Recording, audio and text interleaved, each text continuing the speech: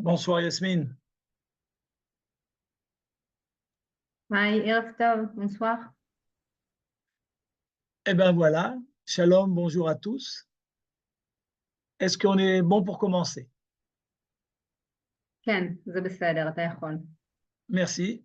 Eh ben, je vous remercie de cette invitation. Je remercie l'Organisation sioniste mondiale pour cette organisation, son directeur Avicenna et évidemment Yasmine à Paris qui fait un super travail et qui me met sur toutes les technologies. J'ai modifié le thème de la petite causette aux causeries ou conférences de ce soir et j'ai décidé d'un commun accord de parler d'un sujet qui tient à cœur, qui, qui a été lésé dans les diverses partitions de la Palestine.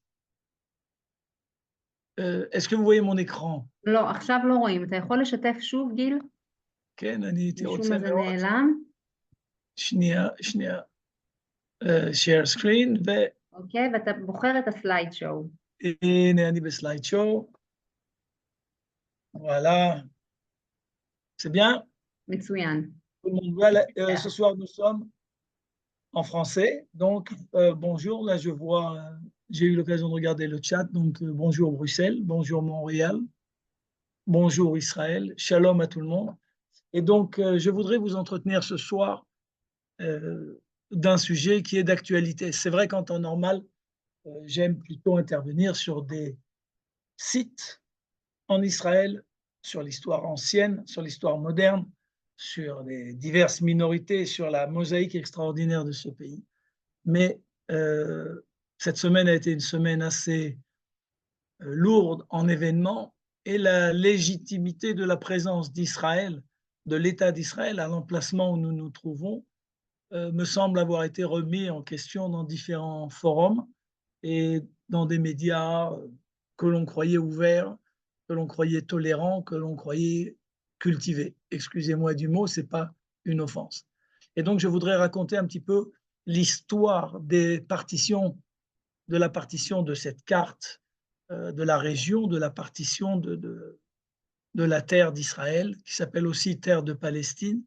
Depuis l'époque romaine, ça a été son nom, c'était le nom choisi par les Romains pour déjudaïser la terre d'Israël et lui donner un nom, ni plus ni moins le nom de l'ennemi qui était celui des rois d'Israël, du roi David en particulier, les Philistins. Donc le P et le F dans les langues d'Orient, c'est la même lettre, que ce soit en hébreu ou en arabe, donc c'est Palestine. En arabe, c'est Palestine.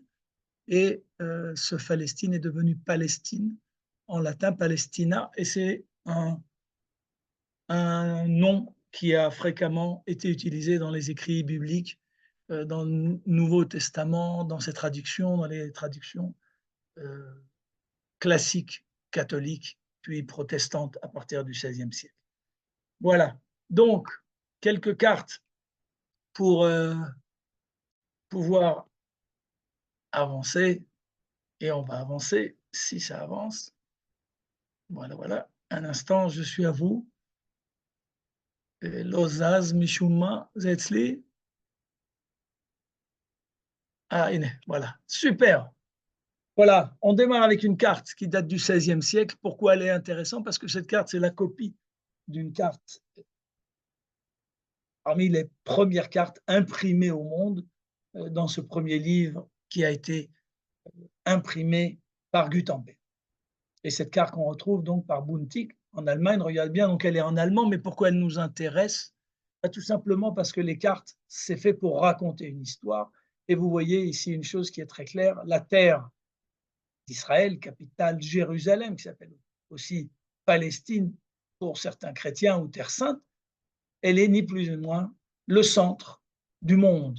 Un monde que l'on imaginait plat et avec 3 continents, comme vous pouvez remarquer en haut à gauche, l'Europe, à droite, l'Asie, en bas, l'Afrique. Et c'est vrai, notre carte, notre terre, elle a cette particularité, qu'elle est liée est raccrochée physiquement aux 3 continents. C'est d'ailleurs pour ça qu'elle est convoitée et c'est pour ça qu'elle est source d'enjeux. Inutile de dire que si l'État hébreu avait été construit n'importe où ailleurs dans les déserts, plus de 15 millions de kilomètres carrés de déserts qui nous entourent, ça n'intéresserait pas beaucoup de monde. Mais le fait que nous sommes placés sur le carrefour du passage qui permet de relier l'Europe à l'Afrique par voie terrestre. Et il n'y a pas d'autre passage. On ne peut pas relier l'Europe à l'Afrique par le Maroc et l'Espagne, comme vous le savez, puisque le détroit de Gibraltar est difficile et donc impraticable pour les caravanes de l'ancien temps. On ne peut pas non plus aller par aucun autre chemin, et c'est une réalité, d'Afrique en Asie. Ça veut dire qu'en réalité, toute cette convoitise qu'il y a sur cette terre, c'est dû à son emplacement. Et ce n'est pas par hasard qu'on est là, puisque je vous rappelle que dans l'histoire biblique, Abraham, fondateur du monothéisme, lorsqu'il a sa révélation, Dieu lui propose de quitter les richesses de la terre où il était et le fait venir à cet emplacement, désertique mais central, dont la seule force, c'est l'emplacement. Comme les rois de l'immobilier aux États-Unis disent location, location, location, l'emplacement fait la chose. Et parce qu'on est sur cette terre, sur ce milieu, sur ce pistil de cette fleur, Abraham s'est installé, il a ouvert sa tente, les commerçants d'Europe allant chercher des biens en Afrique, les commerçants d'Asie, en faisant de même ou inversement, sont passés par cette rencontre avec la civilisation d'Abraham et c'est ainsi que le monothéisme s'est répandu. Après les commerçants sont arrivés les puissances, les États, les pays, et c'est ainsi donc que ces pays vont adopter la foi du monothéisme, vont la modifier, vont la faire évoluer, mais vont l'adopter. Tout le monde sur ces continents, une majeure partie, quasi-totalité de l'Europe, une très bonne partie de l'Afrique et une partie de l'Asie. Au total, 68% de la population mondiale à ce jour va reconnaître la foi qui est née au milieu de cette terre.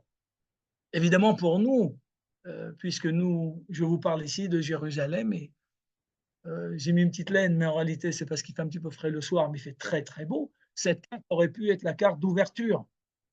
Et là, vous remarquez qu'elle est intéressante, puisqu'elle nous montre le partage de la terre d'Israël à l'époque biblique, à l'époque des rois d'Israël, à l'époque de l'entrée des Hébreux après l'esclavage d'Égypte. Et d'ailleurs, je ne vais pas, évidemment, à cet instant, m'y attarder, puisque cette carte n'est pas notre sujet, mais elle montre notre attache historique et la répartition des terres. Et vous remarquez donc le Jourdain qui est au milieu de la carte, qui descend du lac de Tibériade et qui va vers la mer Morte. Et vous remarquez que certaines tribus ont vécu de l'autre côté du Jourdain, mais pour la petite histoire d'aujourd'hui, il faut le savoir, pour la petite histoire d'aujourd'hui, parce que c'est un sujet d'actualité, regardez bien, tout le monde est venu combattre pour reprendre la terre. Même Réhouven, Gad et Ménaché, que vous voyez là, la moitié de tribus de Manassé, ont laissé leurs femmes et leurs enfants dans les champs de ce qui est aujourd'hui la Jordanie et ont traversé et ont participé au combat. Cette information est importante, tout le monde participait au fardeau national, aux missions nationales de protéger la terre, de la défendre, et c'était une mitzvah et c'était une chose importante. Une autre information que cette carte nous donne, elle est intéressante. Regardez bien, toutes les tribus sont là, et pourtant, le troisième fils, celui qui a la responsabilité du culte et de l'éducation, Lévi, on pourrait comparer peut-être une forme de rabbinat aujourd'hui. Lévi n'a pas de terre, n'a pas de propriété foncière. Son rôle, c'est l'éducation et l'enseignement et le culte à travers le peuple. Donc, on a ici pas mal d'enseignements sur les sujets d'actualité qui font les news en ce moment en Israël. Et on a d'ailleurs une autre information, regardez bien, en bas à gauche de la carte, les Philistins qui vont donner le nom à Palestine, qui sont installés sur la région côtière Et ces Philistins s'appellent dans la Bible Philistins du mot polchim, envahisseurs, puisqu'ils sont originaires de Crète. C'est un peuple de commerçants de la mer qui avait d'ailleurs un très bel artisanat. Et si vous allez en Crète, vous pourrez visiter certains sites de leur civilisation, de très très belles poteries, belle activité. Et ils ont décidé de venir grignoter un petit peu sur le terrain côtier ici, sur le carrefour des caravanes qui venaient de la région d'Alexandrie en remontant vers le Liban. Et c'est de là qu'ont eu lieu tous les accrochages avec la tribu de Juda. Regardez bien, Juda, avec à l'époque comme capitale Hébron, et plus tard la capitale du royaume qui devient Jérusalem, qui se trouve à la frontière entre Benjamin, Éphraïm et Yehuda. Et donc, c'est ça l'histoire, en fin de compte, à l'époque, il y a 3000 ans, entre le peuple d'Israël et ses tribus. Donc, une carte nous a déjà réglé pas mal des problématiques qu'on se pose aujourd'hui dans la société israélienne. Qui doit participer à l'effort national? Qui doit s'occuper de l'enseignement? Et aussi, qui sont ceux qui posent problème autour de nous? Sur les autres, je ne m'étendrai pas. Regardez bien, Édom, Moab, Ammon, etc. Il y a du monde, on laisse ça pour une autre. Cette carte, elle est intéressante parce que vous pouvez remarquer entre deux bras de mer qui sont sur la droite de la carte, nous voyons la péninsule arabique et nous sommes, nous, installés sur la péninsule arabique dans sa partie nord-ouest. Et vous voyez, Israël, c'est un petit, donc dans toutes les cartes, toujours Israël a besoin de plus d'espace que sa taille pour marquer le nom. Les deux bras de mer de l'océan Indien que vous voyez là, un, donc, c'est la mer Rouge, et l'autre, c'est le fameux détroit dont nous entendons parler journellement en ce moment, entre l'Irak et l'Arabie saoudite et le Qatar, cette péninsule que vous voyez là, péninsule arabique. Cette péninsule, donc, c'est le monde arabe. En arabe, le monde du levant, du soleil qui se lève, et à gauche de la carte, le monde du couchant, le Maghreb.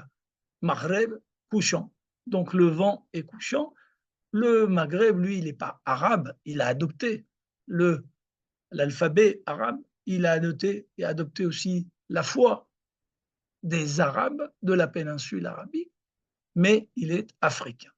Et donc, cette carte-là, elle est intéressante puisque c'est la carte qui est issue de 1917, lorsque les Ottomans, qui contrôlaient cette région depuis plus de 400 ans, de 1517, à vrai dire, ils sont venus ici.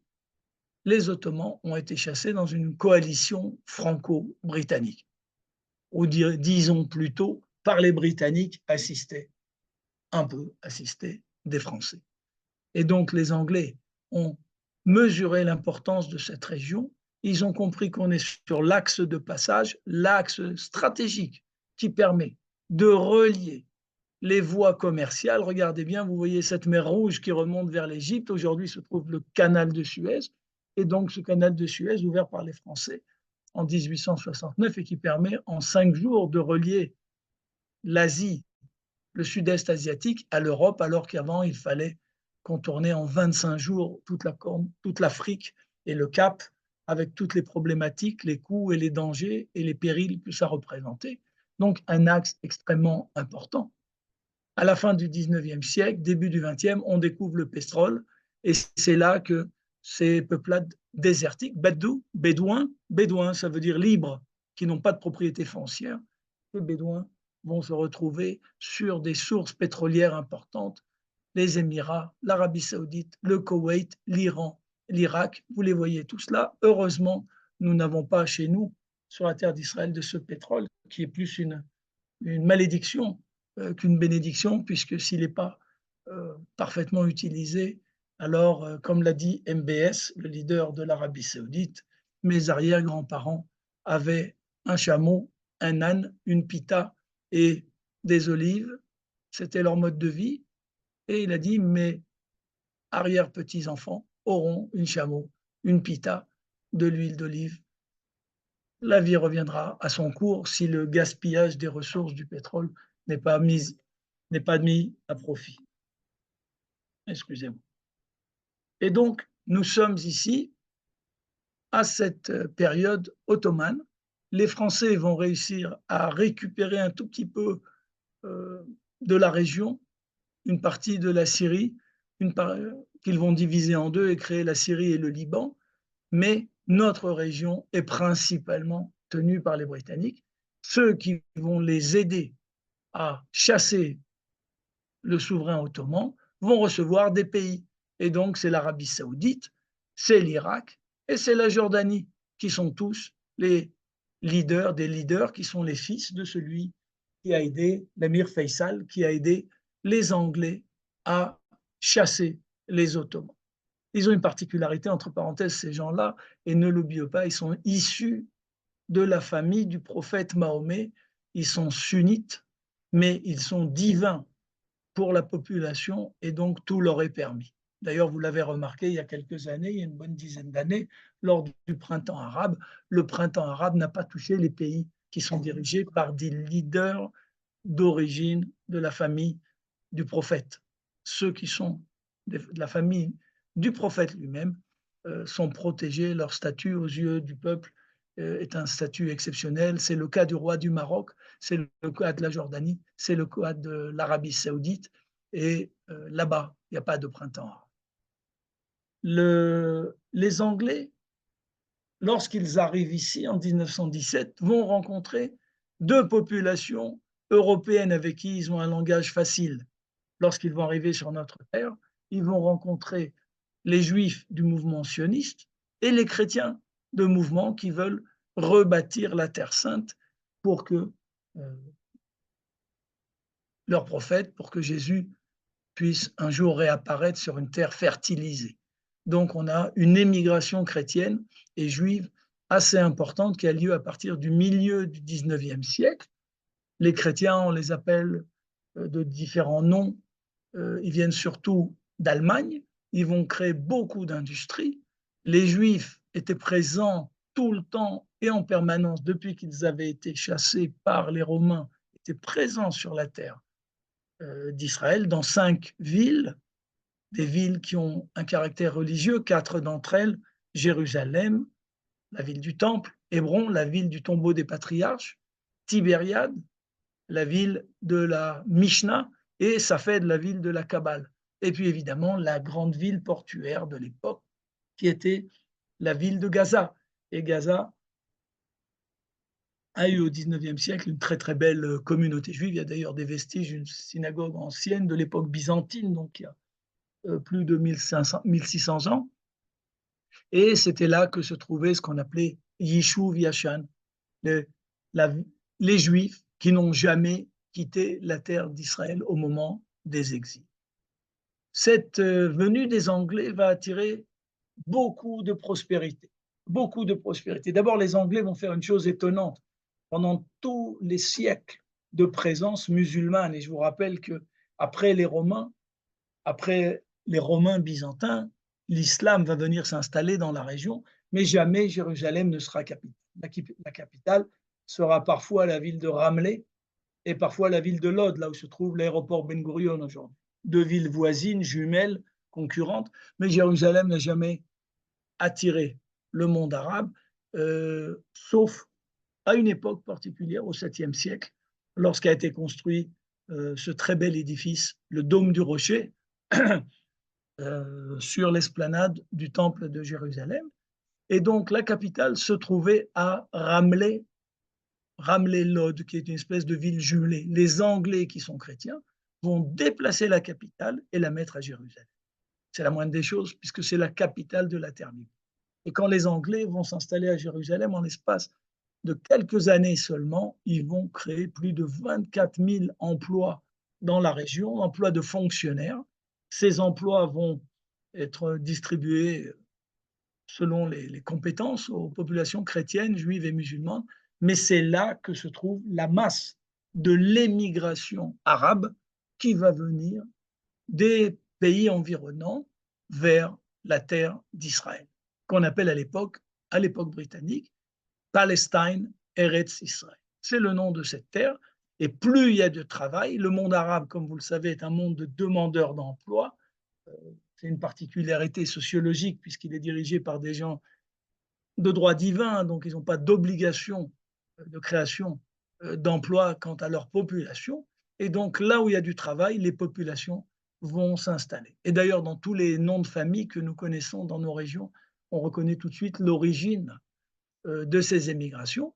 Et on a donc, à partir du milieu du 19e siècle et fin du 19e siècle, une émigration importante de juifs et de musulmans qui viennent s'installer en terre d'Israël, à peu près en parallèle. Regardez bien la taille d'Israël telle que nous la voyons sur cette carte, mais en 1917, voici la carte pour notre pays qui a été proposée par les Anglais. Et les Anglais, c'était la grande puissance, la puissance où le soleil ne se couche jamais. Les Anglais proposent cette carte au monde. Ce n'est pas par hasard. C'est tout simplement parce que dans la région où nous nous trouvons, il y a deux types de terres, deux types de terrains fonciers. Il y a des terres qui s'appellent domaniales et il y a des terres qui sont des terres privées. Les terres domaniales, c'est évidemment tous les déserts, toutes les terres dont on ne peut faire grand usage, et les terres privées, c'est des terres plus valorisables. Au Moyen-Orient, dans cette carte que je vous ai montrée précédemment, 8% des terres sont privées.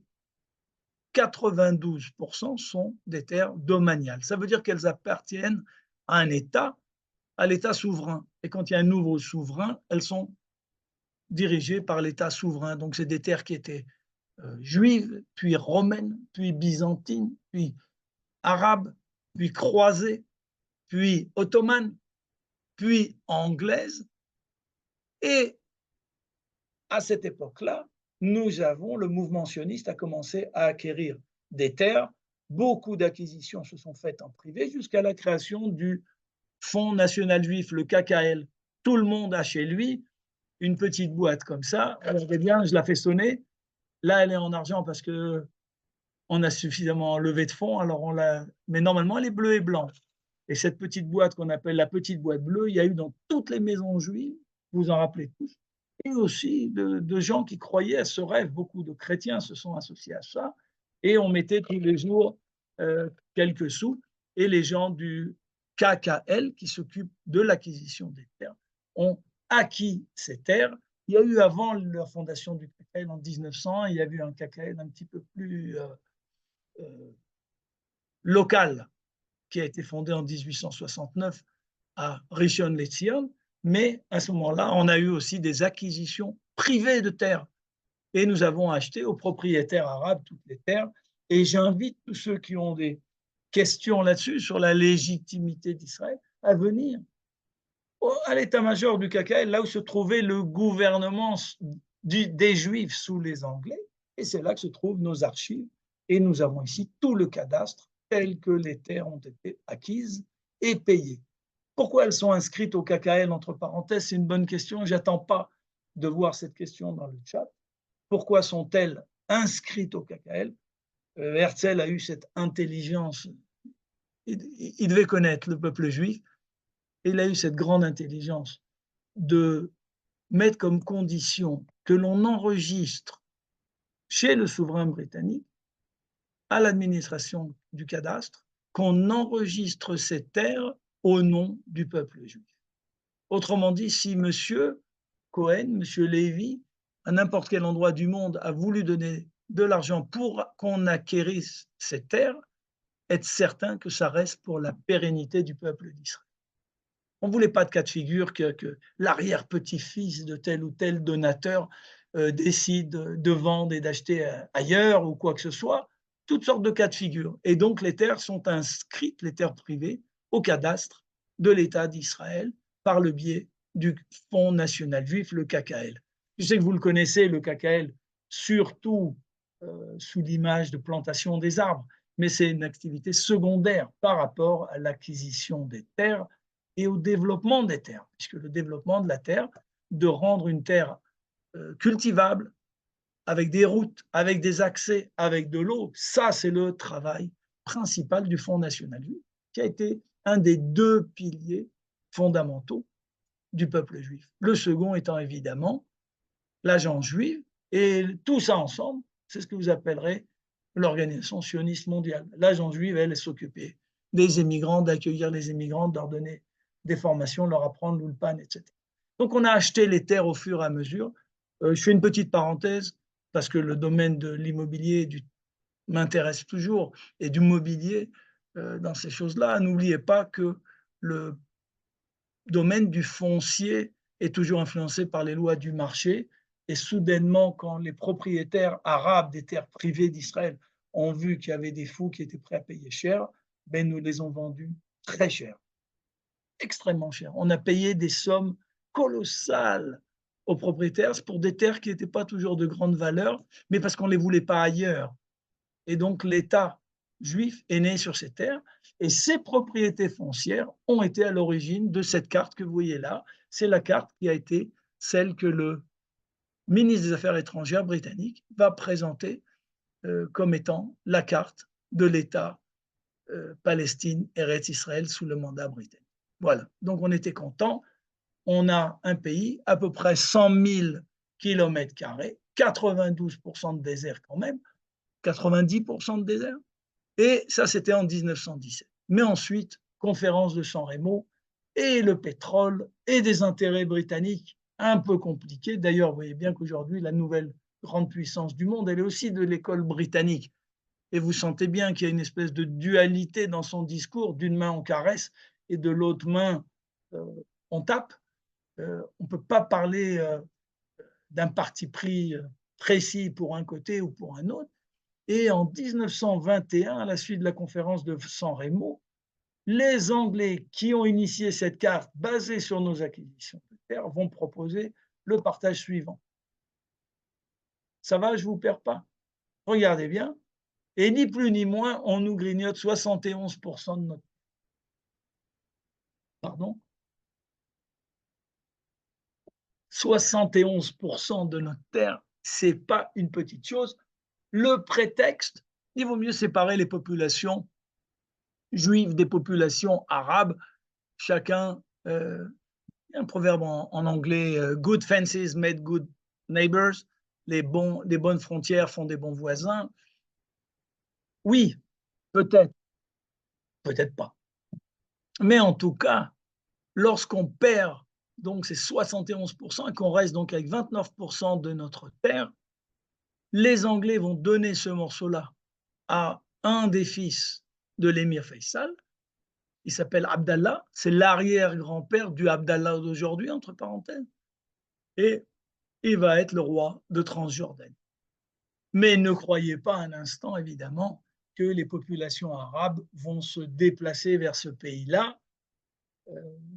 Comme nous l'avons dit précédemment, les populations arabes sont toujours des populations en quête de travail, de gagne-pain. Les gens veulent se nourrir et ils vont là où il y a des sources de travail. Donc la majeure partie de la population arabe va être sur le côté gauche, sur ce qui va nous rester, chez nous. Mais là, il y a un autre problème. La Transjordanie va recevoir en 1921 l'indépendance par la Société des Nations, l'ONU de l'époque. Elle va être un pays autonome, mais par contre, les Anglais veulent garder ce passage, absolument tenir le commerce qui vient par la mer Rouge, par le canal de Suez, qui va d'Afrique en Europe, qui va d'Afrique en Asie, et le pétrole, les pipelines, je vous rappelle, qui partaient d'Irak et qui allaient vers Haïfa et aussi vers les villes de Tyr au sud du Liban. Et donc les Anglais ne vont pas lâcher, et nous allons devenir, pour les Anglais, ce que l'Algérie a été pour la France. En plus petite taille, évidemment, puisqu'il s'agit ici de 24 000 km². On n'est pas dans le 1,5 million de kilomètres carrés de l'Algérie, mais nous sommes donc une province britannique, sous mandat britannique, et nos grands-parents ont des passeports britanniques, sont citoyens britanniques. On va même créer une brigade juive dans l'armée britannique qui va combattre dans différents fronts ailleurs, mais pas ici. Et c'est les Anglais qui restent donc les souverains sur cette terre. Pourquoi je m'attarde sur ce point? Entre parenthèses, ça peut vous sembler étonnant, Mais inutile de vous dire que si la Palestine juive, Palestine Eretz Israël sous les Anglais, avait reçu son indépendance en même temps que la Transjordanie, capitale Amman. En même temps, inutile de vous dire que la Shoah, et on ne peut pas réécrire l'histoire, n'aurait pas eu lieu de cette façon-là. Le but des nazis et des collabos était de piller les juifs et de chasser les populations juives d'Europe. S'ils avaient eu où aller, ils n'auraient pas été emprisonnés, coincés dans cette Europe devenue hostile et avec cette industrie du massacre. Et donc la population juive pillée serait venue en terre de Palestine, puisque ça aurait été la seule terre qu'il acceptait. Je vous rappelle qu'en 1939 a eu lieu la réunion d'Évian sur le sort des Juifs et qu'aucun pays au monde n'a voulu accepter les Juifs persécutés en Europe. Si, pardon, un pays, la République dominicaine. Et on lui rend hommage jusqu'à ce jour. Allez visiter Saint-Domingue, ça vaut le déplacement. La République dominicaine, pour des raisons qui sont les siennes, a invité les Juifs à venir s'installer. Il y a eu d'ailleurs création de quelques villages là-bas, même un kibbutz. Mais comment on rejoint l'Europe, la France de Pétain, l'Allemagne d'Hitler, comment rejoint-on la République dominicaine? C'est quasi impossible. Ça aurait été plus simple si cette Palestine était devenue donc autonome, indépendante, surtout que nous l'avions toujours garanti. Les Arabes, chrétiens, musulmans qui sont sur le sol de l'État hébreu sont citoyens à part entière avec tous les droits et donc aucun problème ne risquait de se poser. C'est pour ça qu'on avait acquis des terres pour être un foyer national. Malheureusement, les choses ont été différemment. L'évolution de cette terre a été très difficile. Après la Deuxième Guerre mondiale, on s'attendait donc à un coup de cœur, quelque chose, un mouvement de solidarité pour les populations persécutées, au moins pour les rescapés. Et voilà ce que les Anglais nous proposent. Les Anglais nous proposent de partager de nouveau le peu qui nous restait, les 29%, et vous nous laissez donc à peu près 14% que vous voyez là, ce qui est en vert.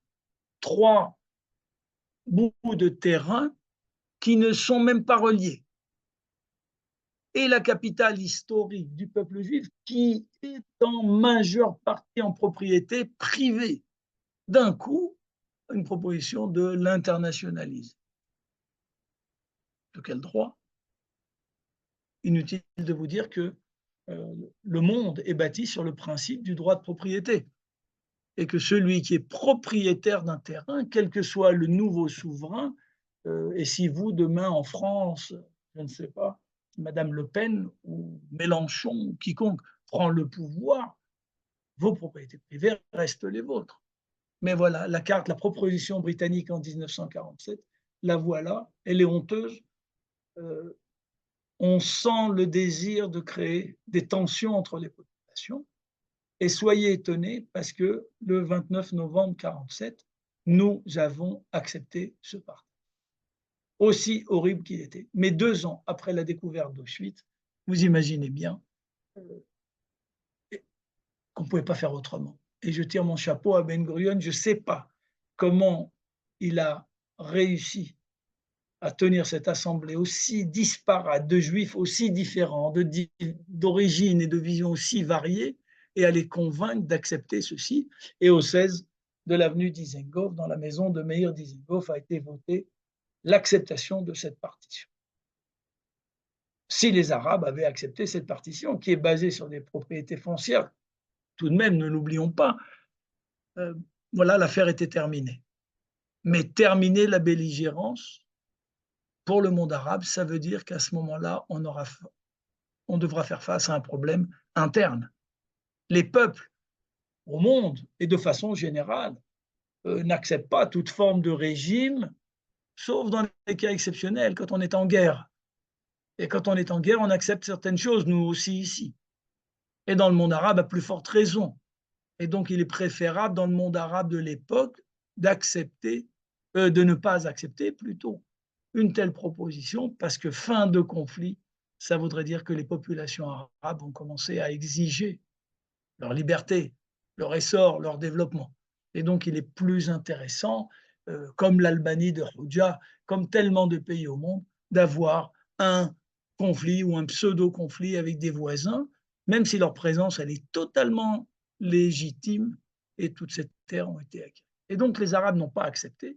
Il y aura une guerre terrible qui va durer donc de 47 à fin 48, un an de guerre. 1% de la population juive d'Israël est morte dans ces combats-là, 15 000 blessés. L'état des troupes, juste pour vous donner une petite idée, il y avait à peu près 620 000 Arabes, 600 à 620 000 Arabes, 600 000 Juifs en Israël. C'était les chiffres de l'époque. Et donc, mais autour de nous, à peu près 35 millions, une population importante, et des pays aussi éloignés que l'Irak et autres se sont adjoints à cette guerre, et donc ça a été une guerre extrêmement, extrêmement difficile. À la fin de la guerre d'indépendance, que nous avons quand même gagné, nous avons réussi à garder la nouvelle ville de Jérusalem. On a perdu les lieux saints qui étaient à nous.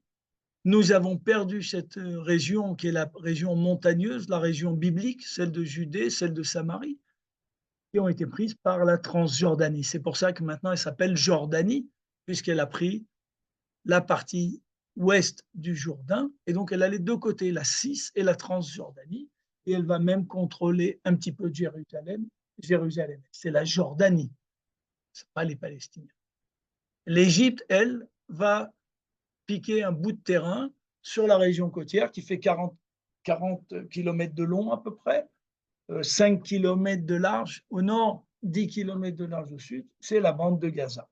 Et donc, l'Égypte va grignoter ce terrain-là, elle va s'en servir pour les rebuts de sa société, tels que les Égyptiens comprennent les choses. Et ainsi, les choses vont se dérouler jusqu'en 1967. En 1967, je reviens un instant, il y a une alliance, on appelait ça à l'époque le panarabisme, c'est un sujet dont on est tellement loin aujourd'hui, mais un grand monde arabe. On ne parle pas de religion, on parle d'un espace arabe, la Oumma arabe, mais pas sous son aspect religieux, sous son aspect nationaliste.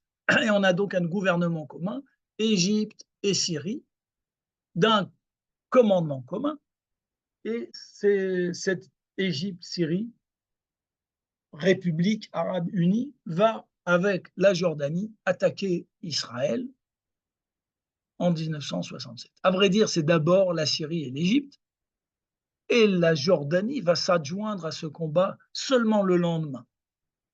Mais comme vous le savez, 4 heures après le début des hostilités de la guerre des 6 jours, il y avait déjà pratiquement plus d'armée de l'air en Syrie et en Égypte. Et donc, à vrai dire, quand les Jordaniens viennent à la rescousse, entre guillemets, de leurs frères égyptiens syriens, c'est juste pour pas dire que j'étais pas là. Mais ils sont pas venus au début où ils auraient pu être réellement un problème pour nous. Et donc, la carte de la région va se changer en 6 jours. Nous allons conquérir le Sinaï, qui fait 3 fois la superficie d'Israël de l'époque, et nous allons prendre au nord les sources du Jourdain sur le plateau du Golan où le KKL avait acquis des terres déjà en 1882, et le baron Rothschild. Et donc, là où se trouvaient les sources du Jourdain, qui étaient en notre propriété et qui alimentent le lac de Tibériade, d'un coup, ça redevient Israël, ça devient propriété d'Israël. Certains appellent ça le Grand Israël. D'accord? Ou un moyen Israël, si le Grand Israël, c'est la carte que je vous ai montrée précédemment, de 1917. Et donc, dans l'illusion et le développement de tout ça, on va vivre très agréablement avec un grand espace, ce Sinaï, dans lequel on va découvrir du pétrole, dans lequel on va faire du développement touristique, dans lequel on va construire des villes et des villages, et on va donner aussi beaucoup de prospérité aux Bédouins qui y vivent. Mais on n'est pas vigilant, les renseignements d'Israël, l'arrogance du leadership d'Israël de l'époque,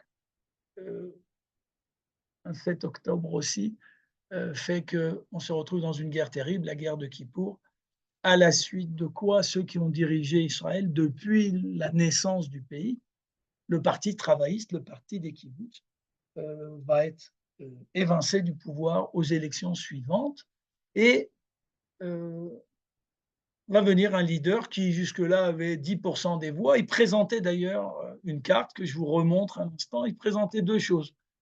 D'abord d'arrêter la mainmise des syndicats sur l'état du pays et il va présenter cette carte qu'on appelle la carte du Grand Israël. Il venait d'un mouvement qu'on appelle le mouvement révisionniste et dans sa croyance, dans sa vision, Menachem Begin a présenté cette carte et c'est le rêve donc de Begin d'arriver à de telles frontières. Mais dès qu'il va être élu en 1977, Begin va agir différemment. À la suite de la guerre de Kippour, il a comme vision d'essayer de donner la paix au peuple d'Israël et donc il va être le premier à signer la paix et il va, sous les auspices du président Carter, donner au président Sadat, qui était le chef d'état-major précédent de l'armée égyptienne, qui est venu courageusement à Jérusalem, serrer la main à Menachem Begin et s'adresser à la Knesset, au Parlement, et on va rendre aux Égyptiens toutes les terres que nous avions prises, que nous leur avions prises à la guerre des 6 jours. Sauf, parce que là-dessus, Sadat est intraitable, sauf la bande de Gaza. Et c'est ainsi que nous nous retrouvons donc avec la bande de Gaza égyptienne, qui est maintenant aux mains d'Israël. Tous les autres terrains sont rendus, et d'ailleurs, Eilat, regardez en bas de la carte, à exactement 9,2 km de littoral, de la frontière asiatique, ça veut dire jordanienne, à la frontière africaine, ça veut dire égyptienne. Donc, on a tout rendu à l'Égypte. C'est un cas de figure qu'on ne connaît pas, puisque nous étions vainqueurs, mais le désir de Begin de faire la paix était au-dessus de tout. Et quelles que soient les réflexions, en tout cas, il est certain que cette paix a tenu jusqu'à maintenant, si on veut évidemment faire abstraction du fait que ce sont d'Égypte que tous les armements qui sont arrivés au Hamas dans les événements que nous vivons en ce moment sont passés. Mais officiellement, il y a la paix avec l'Égypte, une bonne paix.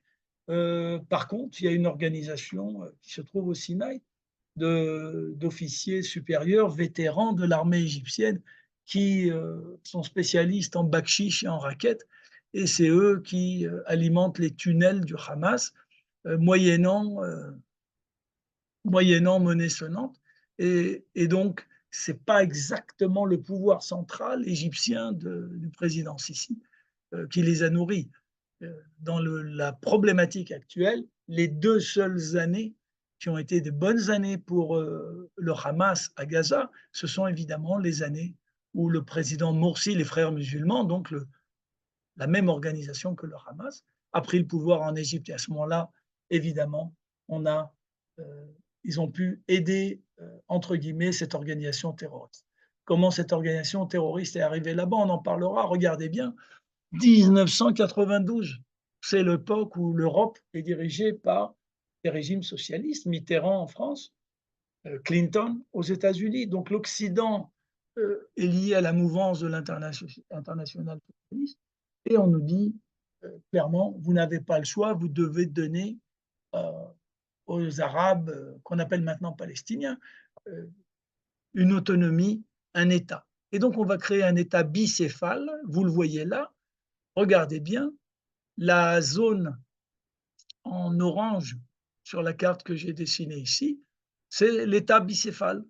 Gaza et à droite, la Judée et la Samarie. La capitale, c'est Ramallah, juste au nord de Jérusalem, 3 km. Et les Israéliens vont garder les parties désertiques. C'est dans le cadre de l'accord. Donc, il n'y a pas d'occupation. Je sais, je lis parfois dans des médias français, je suis très étonné de lire, mais l'ignorance n'est pas le monopole de quiconque,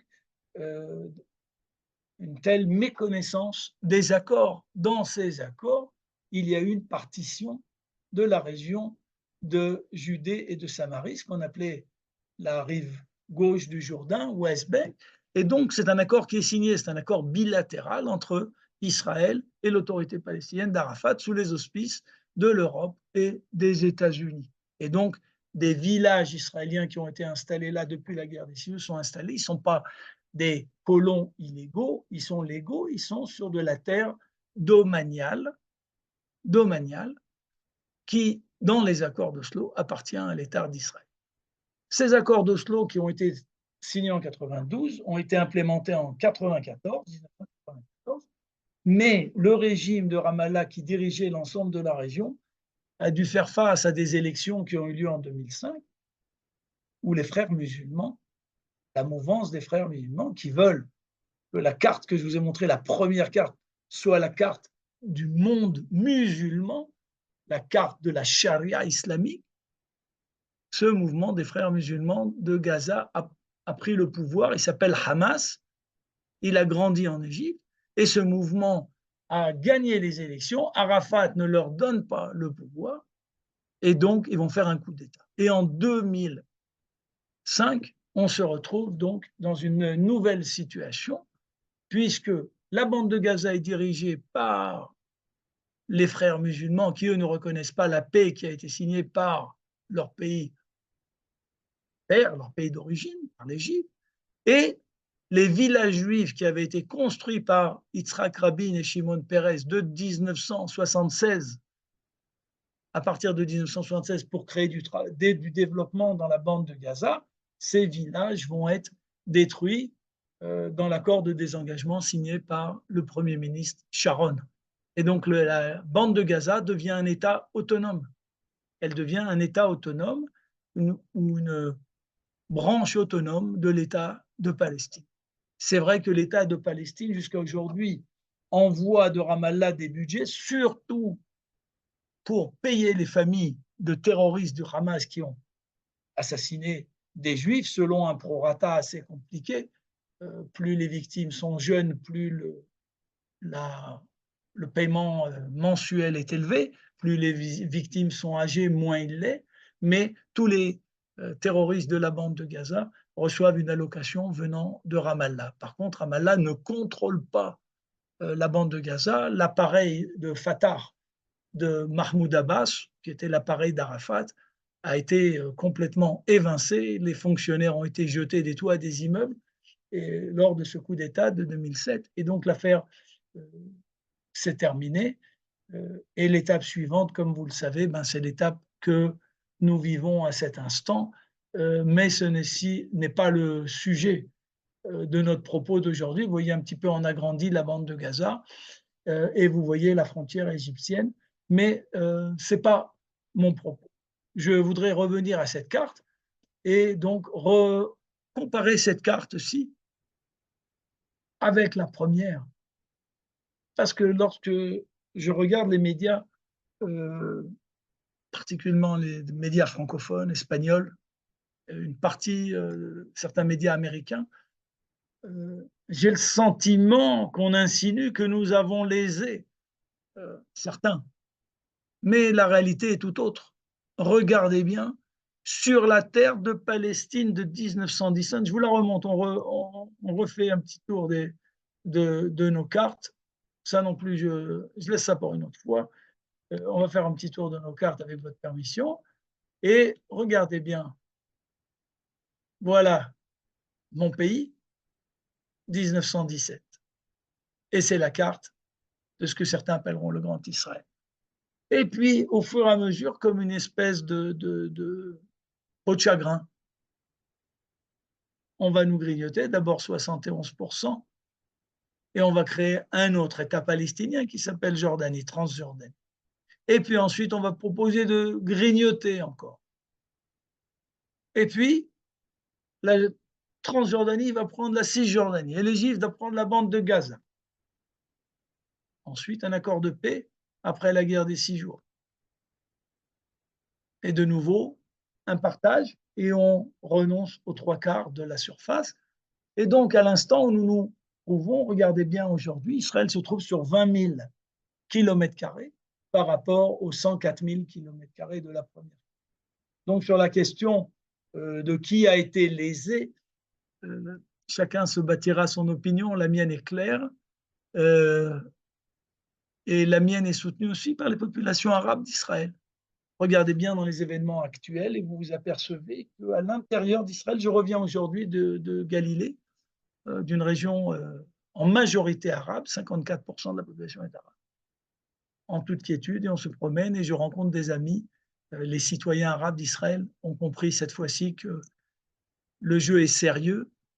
Il ne s'agit pas de petites manifestations hors pour des doléances. Il s'agit de l'existence même de leur statut de citoyen israélien à part entière. Et c'est pour ça que vous remarquez qu'il n'y a aucune participation de la population arabe dans son ensemble. Elle représentait 21% de la population d'Israël. Et on a des messages de solidarité les plus étonnants, même s'ils ne demandent pas à être publiés obligatoirement pour des raisons que vous pouvez imaginer. Et les cas où cette population est mêlée à autre chose, à cet instant, sont marginaux. Tant qu'on sera fort, tant que ce pays peut leur donner respect, dignité, éducation, gagne-pain, sécurité, tranquillité, notre mosaïque tient. Voilà. Donc, comment on est, Yasmine, en termes de temps? On a encore 5-10 minutes. Voilà. Eh bien, on va On en approche à profiter. 20 heures. Ouais. Très bien. Je n'ai pas de monde devant moi. Moi, j'ai plaisir à ce que je fais quand c'est sympa. Donc, est-ce qu'on peut voir le chat? Est-ce qu'il y a des questions? Comment veux-tu qu'on procède? Voilà. Donc, il y a des questions. Attends, je vais reprendre depuis le début.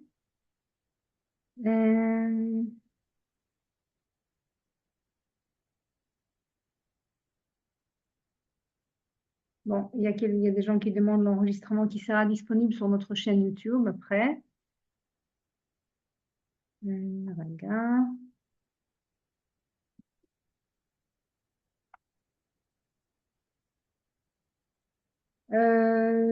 Est-ce que ça veut dire, il y a une question de Moati, je ne sais pas si c'est madame ou monsieur. Non, non, ça va, ça va. Avec ta permission, je ne rentre pas dans des choses polémiques. Des terres qui ont été acquises sont des terres qui ont été acquises droit, et donc je ne veux pas rentrer dans les choses.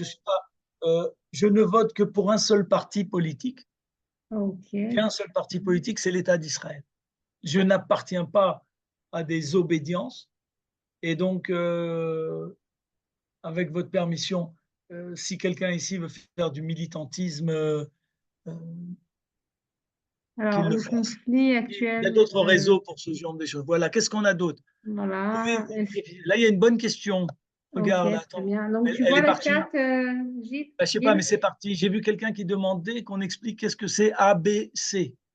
OK. Alors, ABC, je reviens. Est-ce que je peux revenir à la carte? On voit la carte. Voilà, ben on voit la carte. Regardez bien. Il a été donc fixé sous les auspices des Américains, donc à Camp David, à Oslo. Il a été fixé sous les auspices des Américains que le transfert de souveraineté de la population de la région de Judée-Samarie et de la bande de Gaza irait selon l'appartenance ethnique et selon la présence géographique. Est-ce que je suis clair? Les accords d'Oslo n'ont pas été faits par des gens du terrain, ils ont été faits par des intellectuels, des universitaires. Et donc, on a une mosaïque, et l'autorité palestinienne que vous voyez en noir sur la carte, en Cisjordanie, est une continuité routière qui va de la région d'Hébron jusqu'à Naplouse. Je tiens à le dire, il faut le savoir, et je pratique ces chemins journellement, et je vous invite, peut-être je ne me suis pas présenté, mais je suis guide, et je suis guide privé, et je balade mes visiteurs en voiture dans le pays. Vous êtes bienvenus, et si tu mets les coordonnées, avec grand plaisir, Yasmine, je serais très heureux d'accueillir nos auditeurs. Le Palestinien qui habite en Cisjordanie peut circuler de n'importe quel endroit de Palestine à n'importe quel autre endroit de Palestine, de l'État, de l'autorité palestinienne, sans jamais croiser un Israélien, en souveraineté totale. Nous avons fait un réseau routier totalement indépendant. Totalement indépendant. Cette région s'appelle la zone A et B. Quelle est la différence entre A et B? A est le statut final de la souveraineté palestinienne, et B est le statut intermédiaire de la souveraineté palestinienne. Ça veut dire que quand la région B, la région des petits villages, commence par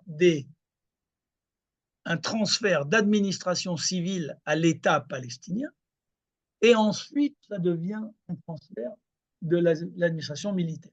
La zone B, l'État d'Israël a un droit d'intervention dans la zone B et pas dans la zone A, dans les accords d'Oslo. D'ailleurs, je peux ajouter, il y a des clauses, c'est un accord de paix. Donc un accord de paix, normalement, une fois qu'il est fait, on doit vivre en paix. Mais toutefois, il y a des modalités. Donc il y a un axe de passage entre la bande de Gaza et Ramallah et un axe de passage entre la bande de Gaza et la Judée, Hébron, qui sont ouverts aux Palestiniens dans le cadre des accords. Ils peuvent circuler librement. Malheureusement, ce n'est pas un secret pour vous, on a signé les accords en 92, ils ont été implémentés en 1994, mais en l'an 2000, une fois que l'autorité palestinienne Arafat a reçu le terrain, ils ont attaqué les villages et les villes israéliennes avoisinantes, ce qu'on a appelé la seconde intifada. La première intifada, ça a été la raison, le prétexte pour que l'international socialiste nous demande de concéder cette région aux Palestiniens. Et à la suite de la deuxième intifada, nous avons coupé le passage entre Gaza et la Cisjordanie, le passage libre, et en le réglementant, parce qu'on s'est aperçu qu'on ne pouvait pas maîtriser des attaques terroristes alors qu'on est en temps de paix. Donc la zone A, c'est le statut final de l'État palestinien dans les accords d'Oslo. Et la seule clause qui n'a pas été respectée par Israël, qui n'est plus respectée par Israël, c'est le passage libre de Gaza à la Samarie et à la Judée. Regardez bien ce que ça a donné quand ils sortent de Gaza à côté de chez eux.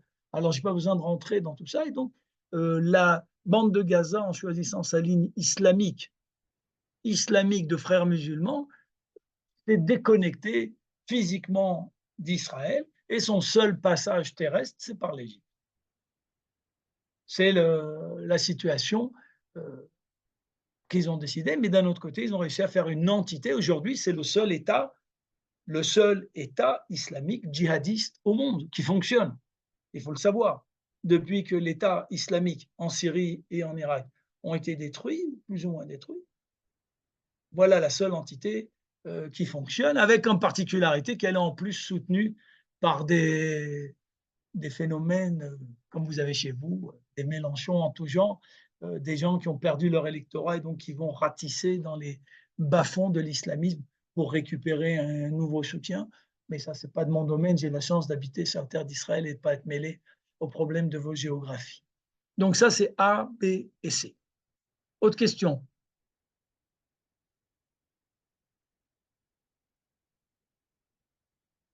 Qu'est-ce qu'elle demande? Geneviève Berland, est-il possible de voir la carte de Gaza pour situer quoi?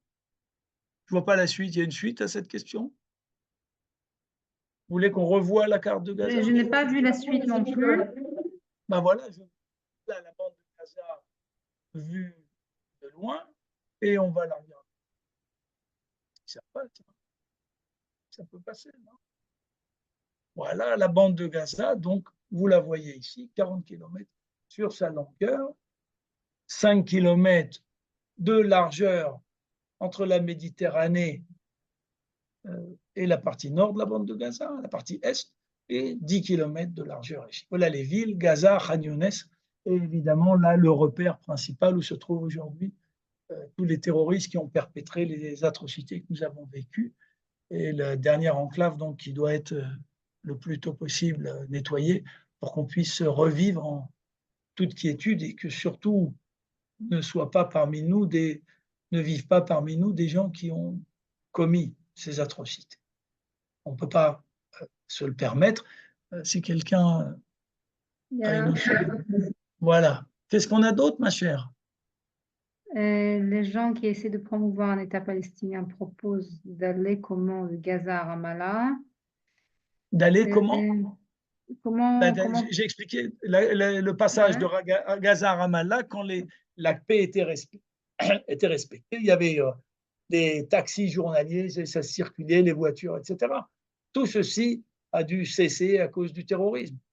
S'il y avait demain une souveraineté à Gaza tranquille, comme dans ma jeunesse, j'habitais juste à côté, voilà où le chiffre 232 sur la carte, vous voyez le premier 232 de droite, c'était le kibbutz où je vivais. On allait manger à Gaza, on se promenait à Gaza, la vie était belle, tout le monde travaillait, Gaza vivait à Tel Aviv, et inversement. Ceux qui ont décidé de rendre ces régions des régions non accessibles, des régions de violence, des régions de non-droit, ont fait leur choix. Mais je vous rappelle que le Hamas a été élu en majorité absolue à Gaza. Ce n'est pas un coup d'État du Hamas qui a été fait sur la population. La population a choisi ce chemin-là. Que dire? On dit, il y a quelqu'un qui demande que dire à ses collègues qui disent que c'est Israël qui a créé le Hamas. Qui leur montre la conférence, tu leur donneras le lien de l'enregistrement et je les attends ici. J'ai beaucoup de choses à leur montrer sur le terrain parce qu'on fera des belles rencontres. On verra plus d'Arabes que de Juifs d'ailleurs, si ça vous intéresse. Voilà. De la fleuve à la mer, Ghislaine. Ghislaine, comment on dit? Ghislaine. Peut-on le voir sur la carte? C'est quoi du fleuve à la mer? C'est une très bonne question. C'est un slogan palestinien, je ne le connais pas.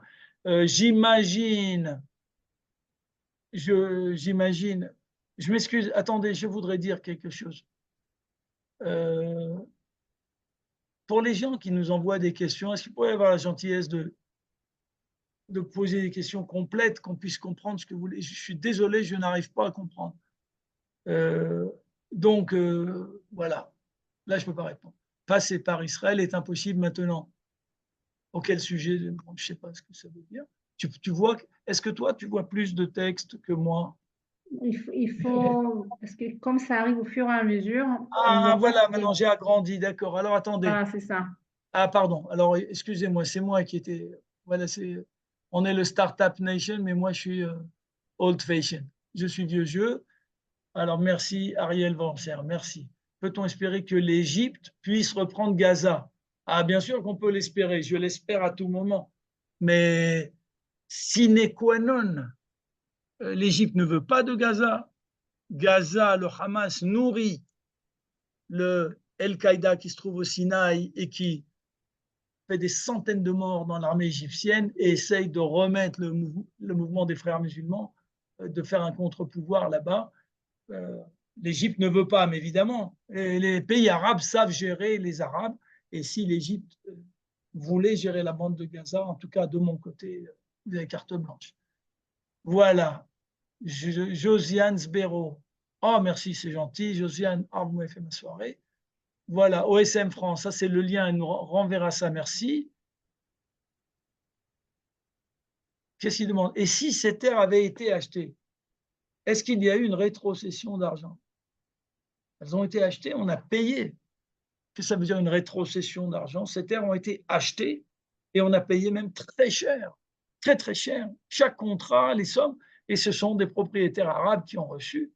Ce n'est pas obligatoirement le paysan arabe qui travaillait sur la terre. Esther Amar, pas de remboursement. Bon, je ne sais pas, ce sont des remarques qui ne sont pas des... Ce sont des réflexions. Parfois c'est des remarques, il n'y a pas des questions.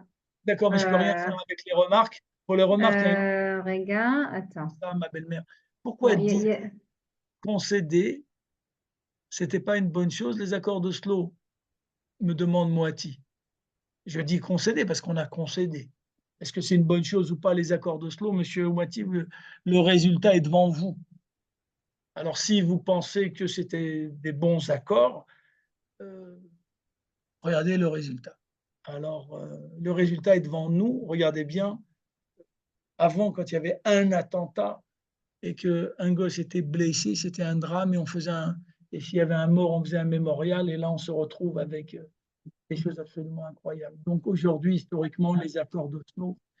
Voilà, on va répondre encore à la dernière question. Attends une seconde. Bon, là, Moitié, il va dans la philosophie. Vaut mieux une bonne guerre qu'une mauvaise paix. Bon, je sais pas. Monsieur Moitié, je vous invite. On se parle au téléphone.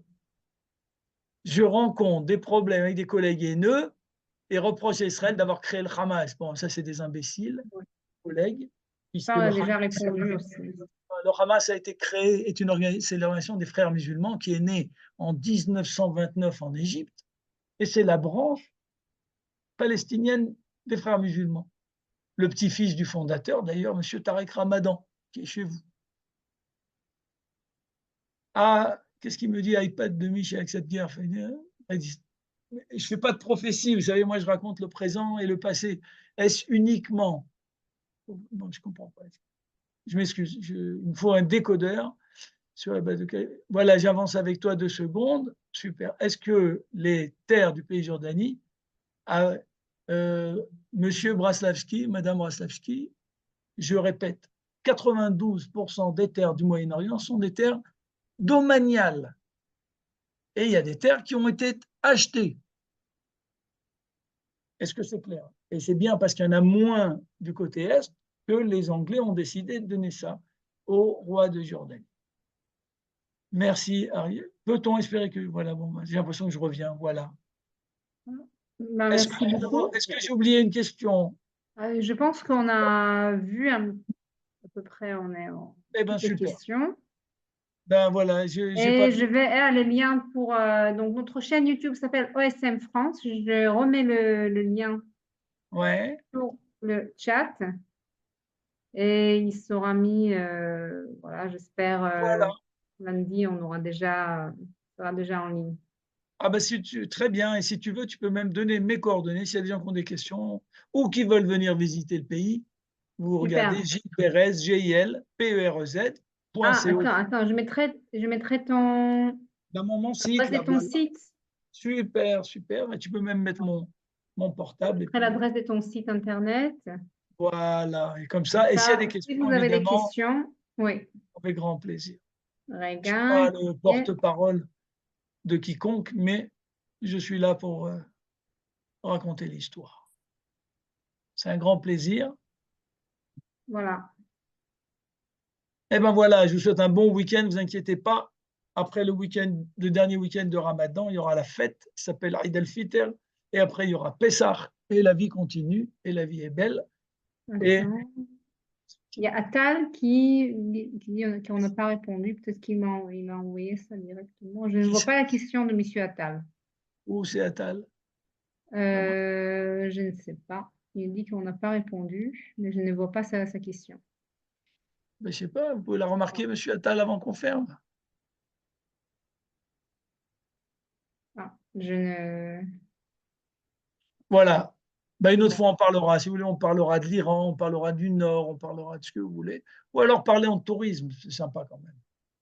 En tout cas, merci beaucoup, Gilles. Merci à vous tous d'être présents aussi nombreux un jeudi soir. Et je vous invite dimanche soir. Et je vous invite aussi dimanche soir à 19h pour la conférence de Yael Escogido. Très bien. Sur quel sujet Yael parlera? Sur l'antijudaïsme dans le texte païen. Wow. Magnifique. Toujours un plaisir d'écouter Yael. Eh bien, je vous remercie. Merci de votre invitation et bonne soirée à tous.